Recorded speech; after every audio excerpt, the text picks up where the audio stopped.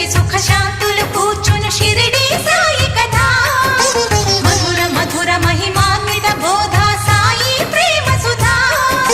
పారాయణతో సకల జనులకి భారాలను తొలగించే గాథ పారాయణతో సకల జనులకి భారాలను తొలగించే గాథ సిరుల నొసగి సుఖ శాంతులు కూర్చును షిరిడి సాయి కథ మధుర మధుర మహిమాన్విత బోధ సాయి ప్రేమ సుధా